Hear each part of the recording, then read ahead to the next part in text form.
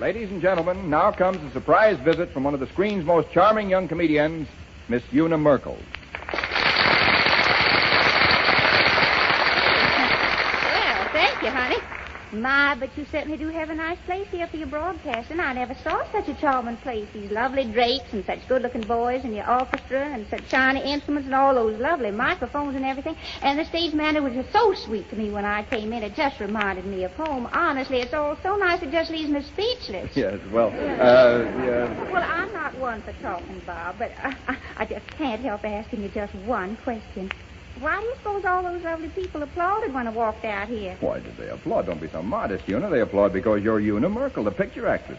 All that clapping just because I'm Una Merkel? Oh, certainly. Oh, shush, Bob Taylor. I bet you they'd clap just as hard if Greta Garbo walked out here. Well, it's good to see you again, Una. I've missed you around the lot for the last few weeks. Where have you been? Well, I'm sort of in between pictures right now, Bob. Oh, I see. Having a nice rest, huh? Uh-huh.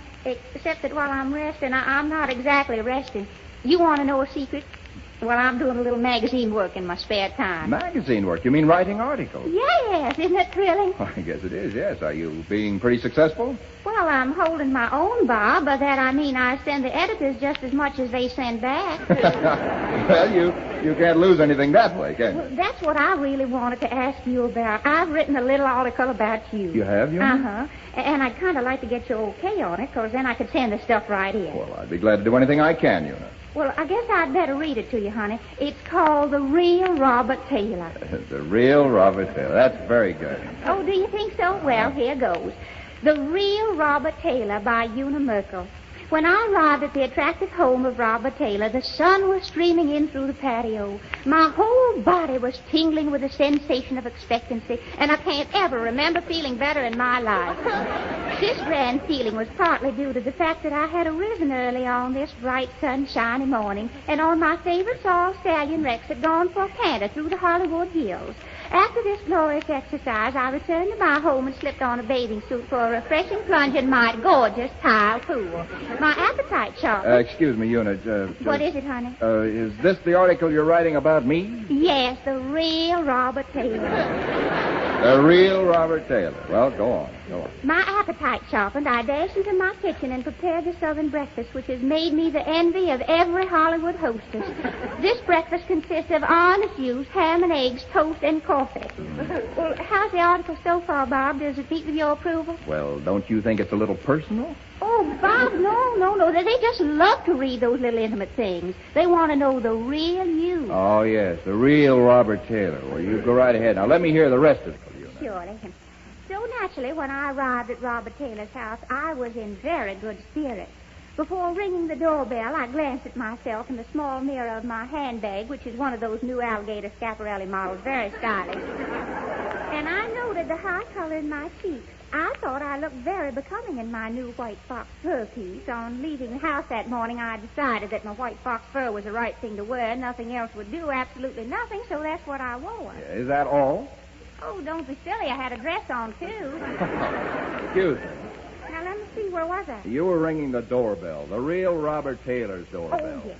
Well, I rang the doorbell, and while waiting for somebody to answer, I glanced about the spacious grounds of Robert Taylor's Valley home. Now we're getting somewhere. I was instantly struck by the strong resemblance of the place to the old colonial home where I was raised in Chattanooga. We're heading south again. When I was a child, we lived in a white frame mansion with my grandfather's tables flanking the left wing. I can never erase the picture of grooms currying those high-strung horses. You really caught my personality, Una. Go ahead. The real Robert Taylor. Yes. Oh, say, I forgot to tell you. This article will be illustrated with some lovely informal photographs. Oh, that's nice. Where did you get any informal photographs of me? Oh, they're not of you, Bob. They're pictures of me. The real Robert Taylor with pictures of you. Oh, well, don't forget, darling, they were taken outside of your house. Oh, well, that's different. Oh, sure. Well, let's hear the rest of this article. I'm awfully glad you're so interested, and your fans will just love this little peep at you behind the scenes. Behind the scenes? You've got me behind the 8 ball. Yes, isn't it cute? Well, now let me finish. After I rang Mr. Taylor's doorbell, I waited for about 10 minutes and nobody answered, so I climbed into my yellow roadster and headed for the tennis club. I thought a couple of sets of tennis would be just what I... Wait a minute, Una. Don't you think you've got a little too much about me in that story? Oh, Oh, don't you worry about that, Bob. They'll edit it. Oh, well, that's all right then. They'll take care of that. Well, of course they will. What do you think of it honestly now, Bob? Well, I think it's wonderful. Do you know something, Una? What, honey? You've given me a real inspiration. I'm going to write my autobiography. The story of your life? Well, that's grand, Bob. What are you going to call it? The Real Una Merkel.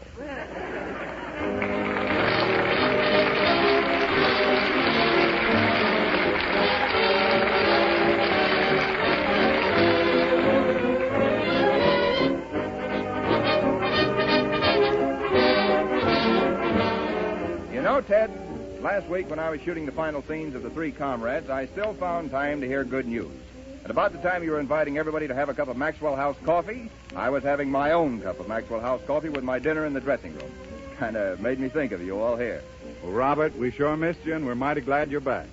It's time right now for that same pleasant custom of ours. Visit to the old Maxwell House for a steaming, fragrant cup of the coffee that buoys you up and never lets you down.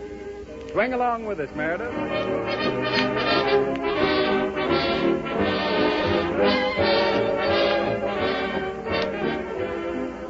We pause now for station identification.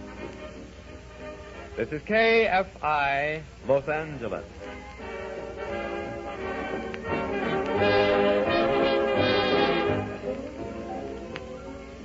I remember when I was a little gent, long before Una Merkel became a fan magazine writer, a song wasn't a hit unless it stayed on top for a long time, at least a year or so.